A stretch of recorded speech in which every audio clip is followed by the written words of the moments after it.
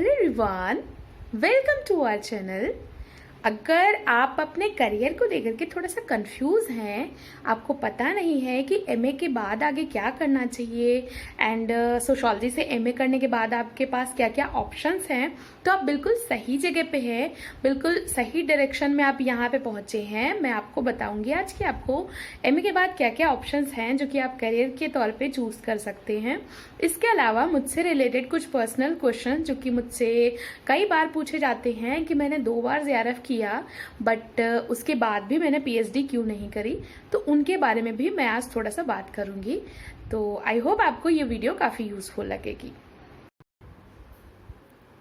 तो पहला क्वेश्चन मुझसे ये पूछा जाता है कि मैंने 2 बार जेआरएफ किया, उसके बावजूद मैंने पीएचडी करना क्यों प्रेफर नहीं किया, क्या क्या चीजें थी। तो चलिए बताती हूँ। थोड़ा सा पर्सनल एंड फैमिली से रिलेटेड चीजें हैं बट आपके साथ आज मैं वो सारी चीजें शेयर करूंगी।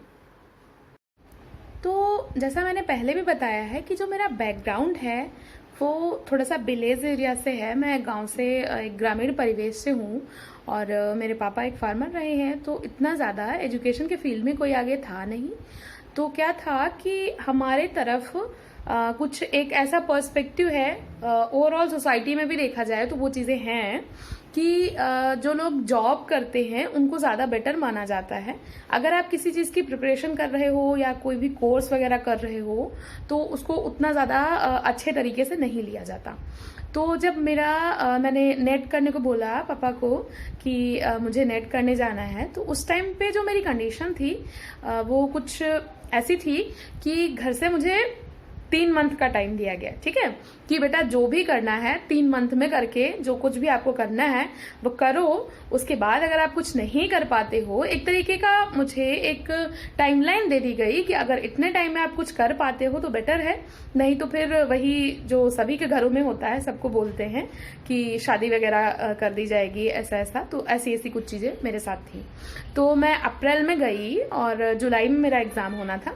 तो मुझे पता था कि मुझे दोबारा चांस नहीं मिलना है, सेकेंड चांस नहीं मिलेगा। तो मैंने कैसे भी करके, उसमें मैंने बताया भी है, अपनी स्ट्रेटजी शेयर करी है कि काफी सारे लोगों ने मुझे वहां पे हेल्प किया, मेरे आशीष भैया वगैरह ने, मेरे कुलदीप सर ने।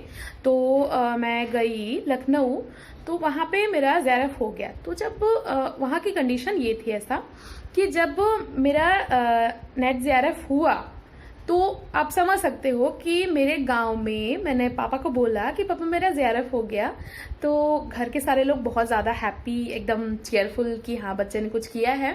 बट गांव में जब लोगों को बोला गया कि नेट जेआरएफ की प्रिपरेशन कर रही हैं, जेआरएफ हो गया है, तो गांव के लोगों का रिएक्शन ऐसे था कि मतलब किसी को पता ही नहीं था कि नेट जेआरएफ क्या होता है।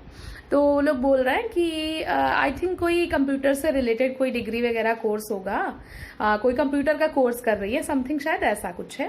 और ये तो सब बहाने होते हैं, ये सब ऐसे ऐसे थोड़ा सा कुछ कुछ ऐसी ऐसी बातें।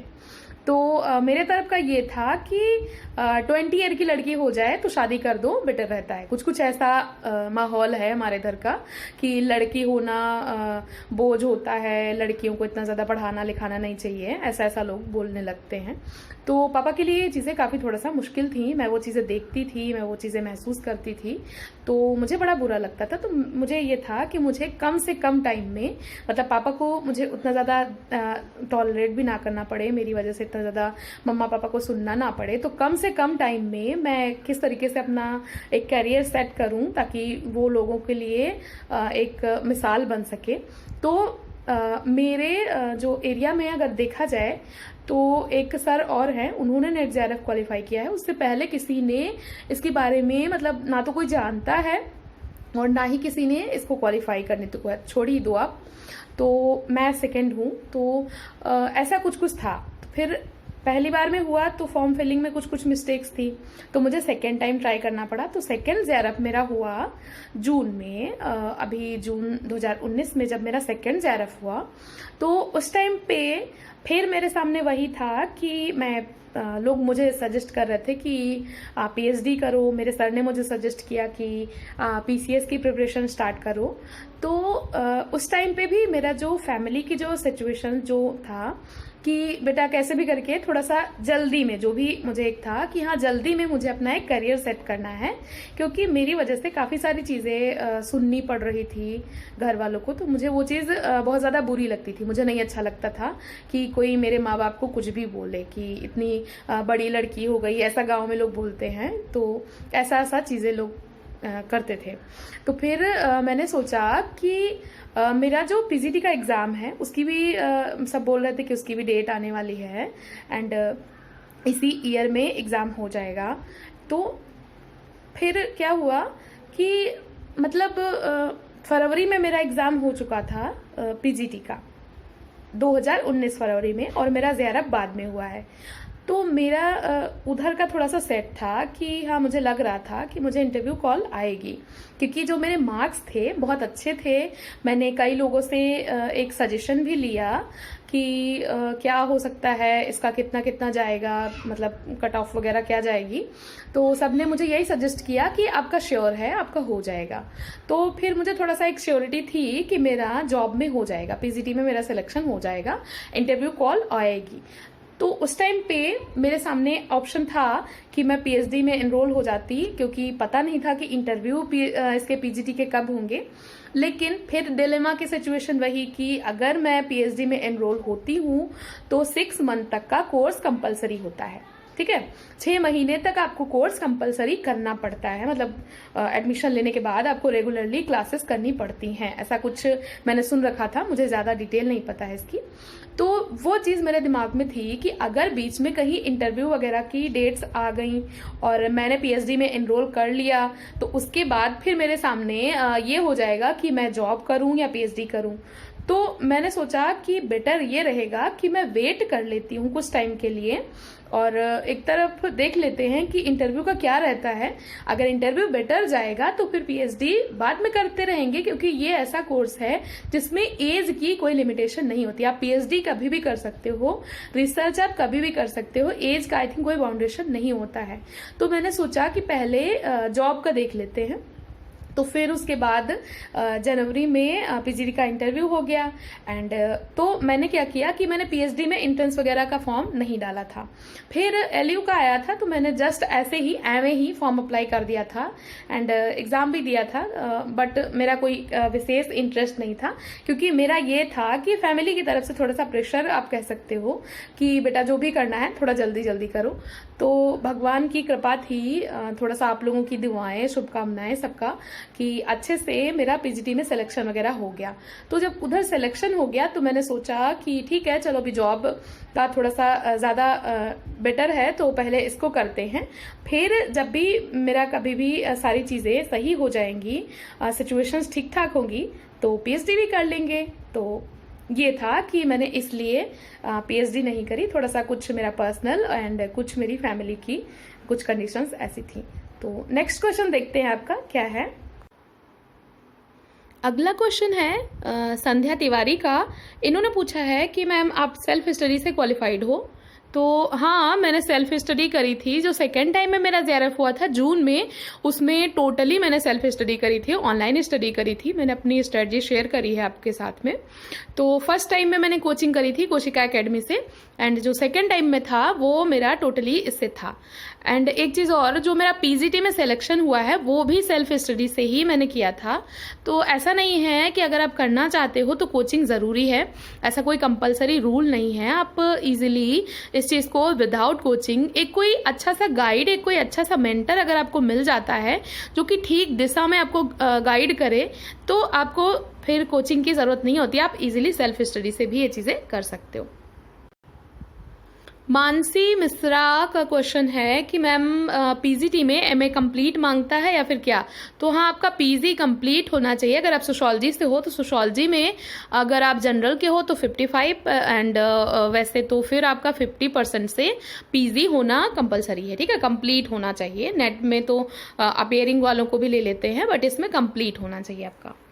अगला क्वेश्चन था ये ममता राव, इनका क्वेश्चन था कि मैम मेरा बीएससी है यूजी में, तो क्या बैकग्राउंड कोई मायने करता है। तो देखिए, ऐसा अगर आप सोशोलॉजी में हो तो एक तरीके से कह सकते हो कि आप लकी हो, लकी किस लिए? क्योंकि सोशोलॉजी में ऐसा कोई बैकग्राउंड नहीं देखा जाता है। बाकी अगर हिंदी संस्कृत से आप कर रहे हो तो फिर यूजी के सब्जेक्ट्स वगैरह देखे जाते हैं। तो सोशियोलॉजी से अगर आप कर रहे हो तो नो प्रॉब्लम, आप इजीली कर सकते हो, पीजीटी में आप अप्लाई कर सकते हो। ठीक है, तो ये आपका डाउट क्लियर हो गया।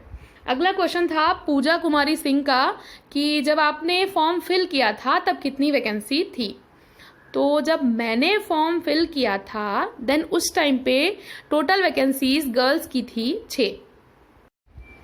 टोटल 6 वैकेंसी थी गर्ल्स में। एंड उस टाइम पे मुझे इतना कुछ पता भी नहीं था ज़्यादा कि कैसे करते हैं, क्या चीज़ें होती हैं, प्रोसेस का क्या रहता है। तो फिर मैंने गर्ल्स में अप्लाई कर दिया था। बट रूल ये होता है कि जितनी गर्ल्स होती हैं वो बॉयज़ में भी अप्लाई कर सकती हैं। ऐसा कोई कंपलसरी नहीं है कि आप गर्ल हो तो गर्ल में ही अप्लाई करो। एंड अगर आप बॉयज़ में डालते हो तो आपको कॉलेज चॉइस की एक बेटर प्रेफरेंस मिल जाती है, क्योंकि उसमें सीटें ज़्यादा होती हैं। तो कॉलेज भी आपके आसपास मिलने के चांसेस ज़्यादा रहते हैं अगर आप उसमें बेटर स्कोर करते हो देन। तो ये चीज़ मुझे तब उतने टाइम पे पता नहीं थी, तो मैंने गर्ल्स में अप्लाई किया था। एक थी एससी की सीट, एक थी ओबीसी की, 4 थी आपका जनरल की। तो ऐसे ऐसे सीटें थी, तो कंपटीशन बहुत ज़्यादा था।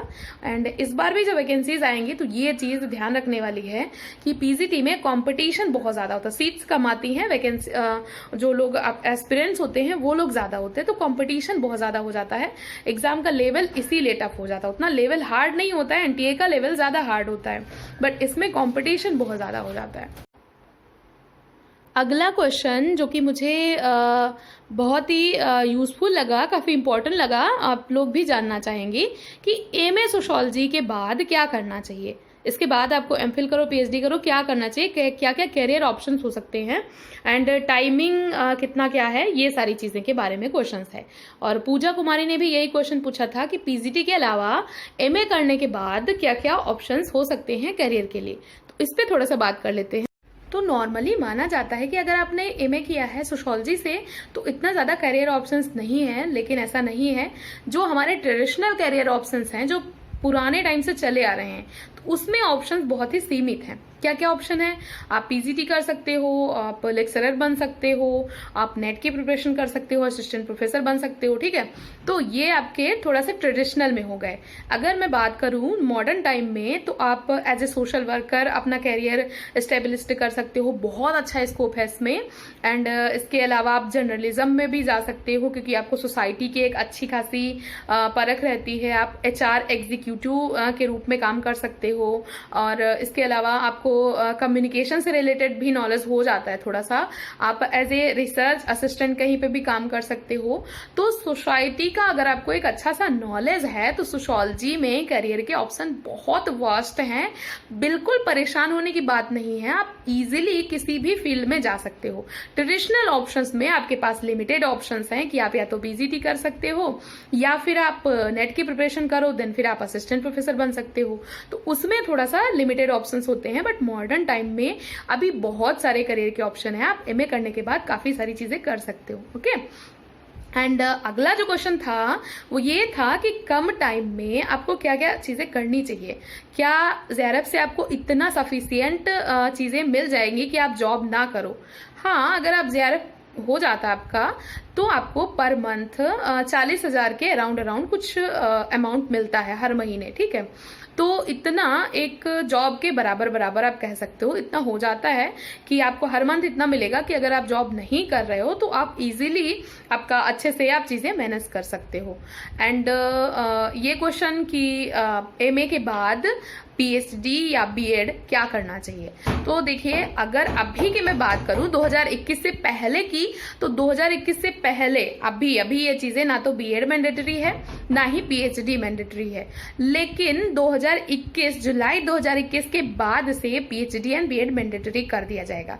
तो अगर इस बार की कोई वैकेंसीज आती हैं तो आप उसमें फिल कर सकते हो। आप इंटर कॉलेज में जा सकते हो, आप डिग्री कॉलेज में भी जा सकते हो, बट अगर उसके बाद कोई वैकेंसी वैकेंसीज आती हैं, तो अगर आप हायर में जाना चाहते हो तो बेटर रहेगा कि आप पीएचडी कर लो। बट पीएचडी का जो प्रोसेस होता है थोड़ा सा लंबा होता है और बीएड का जो होता है वो कम टाइम में होता है। तो मैं आपको सजेस्ट करूंगी कि अगर आप कम टाइम में करना चाहते हो तो आप बीएड कर लो। बीएड के बाद आप इजीली इंटर कॉलेज में आ सकते हो, आप जूनियर में जा सकते हो, कहीं भी जा सकते हो, ठीक है। तो ये आपके स्कोप रहते हैं, क्योंकि आजकल बीएड की भी काफी सारी डिमांड है, काफी सारे जॉब्स में, केवीएस में अप्लाई कर सकते हो, डीएसएसबी में भी ये चीजें मांगी जाती हैं। तो पीएचडी का थोड़ा सा जो प्रोसेस है थोड़ा सा लंबा हो जाता है। बट अगर आपको हायर की ही प्रिपरेशन करनी है, अगर आप असिस्टेंट प्रोफेसर ही बनना चाहते हो तो आपको पीएचडी कर लेनी चाहिए, आपके लिए ज्यादा अच्छा रहेगा ये। अगला क्वेश्चन विनीता का है। इन्होंने पूछा था मेरा पीजी कब कंप्लीट हुआ। तो मेरा पीजी कंप्लीट हुआ था 2016 में और उसी ईयर की वैकेंसीज आ गई थी, तो मैंने उसी ईयर में फिल कर दिया था। नेक्स्ट क्वेश्चन है संध्या तिवारी का अगेन कि नेट क्वालिफाइड, अगर सिर्फ नेट क्वालिफाइड हैं तो क्या वो हायर एजुकेशन की प्रिपरेशन कर सकते हैं। तो हाँ, बिल्कुल कर सकते हो आप। जुलाई 2021 से रूल होगा कि पीएचडी मैंडेटरी कर दी जाएगी, बट जुलाई 2021 से पहले आप ये चीज़ बिल्कुल कर सकते हो, कोई बाउंडेशन नहीं है। तो इस ईयर की जो वैकेंसीज आने वाली हैं असिस्टेंट प्रोफेसर की, उसमें आप अप्लाई कर सकते हो और अच्छे से प्रिपेयर करो। आई होप कि आपका उसमें सिलेक्शन भी हो जाएगा। अगला क्वेश्चन था सूफी सैयद का। इन्होंने पूछा है कि इनका 2021 में एमए कंप्लीट होगा, तो क्या एमए करने के बाद कोई अगर वैकेंसीज आती हैं तो उसके लिए पीएचडी जरूरी होगा। तो हाँ, अगर आप हायर में जाना चाहते हो तो 2021 जुलाई से ये चीज़ कर दी जाएगी, मैंडेटरी कर दिया जाएगा। तो देन फिर आपको अगर हायर एजुकेशन में जाना है तो आपको पीएचडी करनी पड़ेगी। तो आपके लिए बेटर ये रहेगा कि आप इसी बार कोशिश करो कि आपका जेआरएफ हो जाए एंड उसके बाद आप इनरोल हो जाओ, तो ज्यादा बेटर रहेगा कि आप कर लो, या तो फिर पीएचडी कर लो, या अगर आप फिर पीजीटी वगैरह की करना चाहते हो या जूनियर में जाना चाहते हो तो फिर आप बीएड कर लो, तो ज्यादा बेटर रहेगा, ठीक है। ये आपके लिए सही रहेगा। अगला क्वेश्चन है कि पीजीटी या हायर में एकेडमिक परफॉर्मेंस कितना देखा जाता है। ओके, इसका भी रिप्लाई करती हूँ। तो जहाँ तक बात है पीजीटी की, तो पीजीटी में एकेडमिक परफॉर्मेंस आपका नहीं देखा जाता है। आपका कितना यूजे में कितना परसेंट है, आपका पीजी में कितना परसेंट है, वो चीजें मायने नहीं रखती हैं। आप एग्जाम में कितना परफॉर्मेंस करते हो, आप रैंक में किस तरीके से आते हो, वो चीजें मायने रखती हैं, ठीक है। तो पीजीटी में ये चीज मायने नहीं रखती है। असिस्टेंट प्रोफेसर की अगर मैं बात करूं तो जो वैकेंसीज आती हैं, जैसे कि अभी जो विज्ञापन 50 आने वाला है, एडवर्टीजमेंट 50, इसमें जो वैकेंसीज आएंगी तो इसमें ये चीज मायने नहीं रखेगी। आपका एकेडमिक परफॉर्मेंस इसमें नहीं देखा जाएगा। सिर्फ इंटरव्यू में थोड़ा सा एक इंप्रेशन वगैरह होता है, तो वो भी इतना ज्यादा मैटर नहीं करता, क्योंकि वहां पे भी आपका देखा जाता है कि आप किस तरीके से चीजों को एक्सप्लेन कर रहे हो, आपका कॉन्फिडेंस कितना अच्छा है।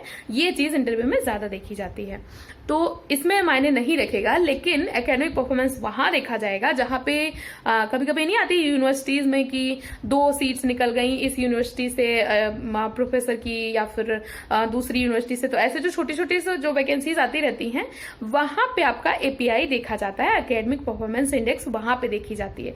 लेकिन जहां पे भी एग्जाम बेस्ड कोई भी कंपटीशन होता है, वहां पे एकेडमिक परफॉर्मेंस नहीं देखी जाती है। आप किस तरीके से मेरिट में अपना नाम लाते हो, वो चीजें इंपॉर्टेंट करती हैं, ठीक है। अगले 2 क्वेश्चन हैं। एक तो सीमा वर्मा का है, इन्होंने पूछा है पीजी सोशियोलॉजी की कोई अच्छी सी बुक बता दीजिए।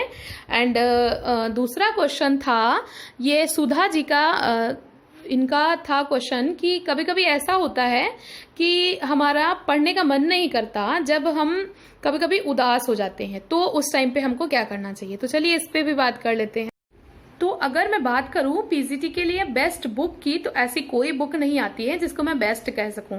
जो मेरे पास भी थी वो मुझे बहुत ही एवे लगती थी, मैं उससे सफिशिएंट मुझे नहीं लगता था कि ये ठीक ठाक है।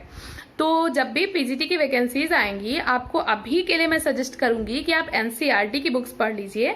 गूगल पे आपको इजीली मिल जाएंगी एनसीईआरटी की बुक्स, उनको डाउनलोड कर लीजिए अपने फोन में या फिर लैपटॉप में, उनको पढ़ लीजिए, आपकी बेसिक अंडरस्टैंडिंग हो जाएगी। या फिर आपके पास कोई 12th 11th की कोई बुक है, उसको पढ़ लीजिए। और जब वैकेंसीज आएंगी तो मैं आपको अपने नोट्स वगैरह प्रोवाइड करा दूंगी, तो उससे आपकी एक बेटर जो प्रिपरेशन है वो हो जाएगी। तो ऐसी कोई बुक नहीं आती है, बट आप मेरे नोट्स को अगर चाहो तो उनको प्रिपेयर कर सकते हो। अगला क्वेश्चन था कि अगर हमारा मन उदास होता है, उस टाइम पे पढ़ने का मन नहीं करता है, देन हमें क्या करना चाहिए। हाँ, ऐसा बहुत बार होता है, मेरे साथ भी होता है। बट उस टाइम पे आपको ऐसा सोचना चाहिए कि ये जो सिचुएशन है, ये जो इस टाइम की सिचुएशन है, ये क्या आपके उस गोल से ज्यादा बड़ी है? नहीं ना। ये सिचुएशन क्या 2-4 दिनों बाद मायने रखेगी? नहीं ना। तो फिर उस सिचुएशन के लिए हम अपने उस बड़े गोल को, उस जो हमने एक एम रखा हुआ है कि हमको कुछ करके दिखाना है, कुछ बन के दिखाना है, तो उस चीज को हम क्यों वो करें।